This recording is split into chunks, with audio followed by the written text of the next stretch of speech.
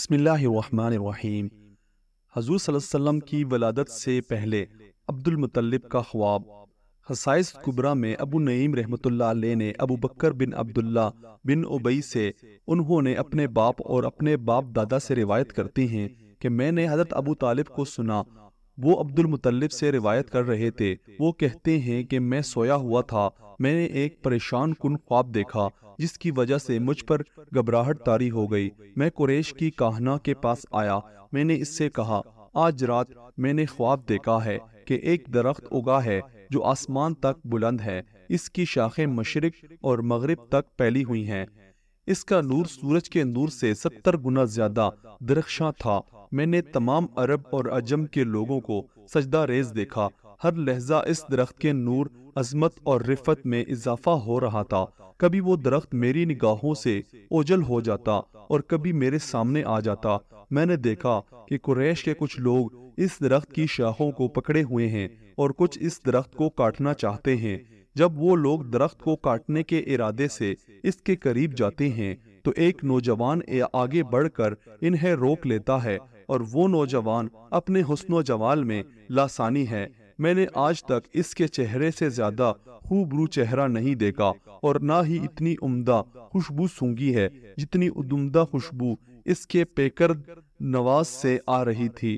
وہ جوان ان کی پشتوں کو توڑ دیتا ہے، ان کی آنکھوں کو نکال لیتا ہے۔ میں نے اس درخت سے کچھ حصہ لینے کے لیے اس کی طرف بڑھا۔ میں نے پوچھا کہ اس بابرکت درخت سے کسی کو کچھ ملے گا؟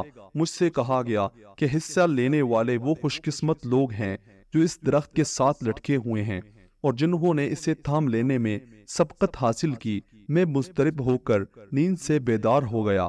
جب میں کاہنہ کو یہ خواب سنایا تو کاہنہ کا رنگ متغیر ہو گیا۔ پھر اس نے کہا، اگر تمہارا خواب اسی طرح ہے جس طرح تم نے بیان کیا ہے تو پھر آپ کی پشت سے ایسے آدمی کا ظہور ہوگا جو مشرق و مغرب کا مالک ہوگا اور لوگ اس کے دین کو اختیار کریں گے۔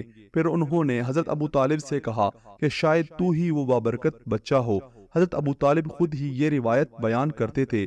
پھر نبی کریم صلی اللہ علیہ وسلم کا ظہور ہوا اور حضرت ابو طالب کہا کرتے تھے، اللہ کی قسم وہ بابرکت درخت حضرت ابو القاسم الامین ہی ہیں۔ یہودی عالم کا ابو المطلب کو آپ صلی اللہ علیہ وسلم کی بشارت دینا۔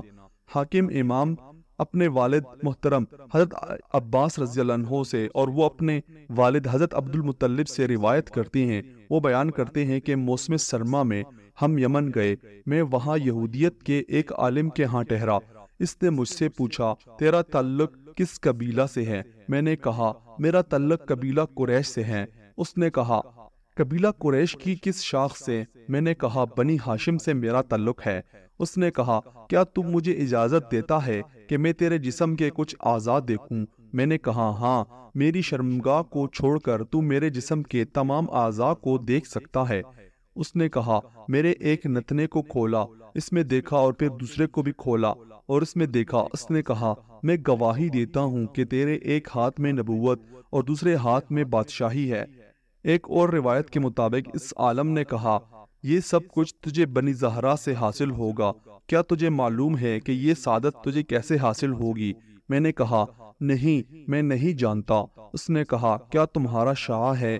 میں نے کہا، شاہ سے کیا مراد ہے؟ اس نے کہا، بیوی۔ میں نے کہا، نہیں، آج کل میں بیوی کے بغیر ہی ہوں۔ اس نے کہا، جب تو واپس جائے تو بنی زہرا میں شادی کر لینا۔ حضرت ابو المطلب مکہ معظمہ میں تشریف لائے اور حالہ بنت وہب سے شادی کر لی۔ ان کے بطن سے حضرت حمزہ رضی اللہ عنہ اور حضرت صفیہ رضی اللہ عنہا پیدا ہوئے اور اپنے بیٹے حضرت عبداللہ کی شادی حضرت آمنہ بنت وہب سے کی۔ ان کے بطن اطہر سے حضور صلی اللہ علیہ وسلم پیدا ہوئے۔ یہ دیکھ کر قریش نے کہا، عبداللہ اپنے باپ پر فوقیت لے گئے۔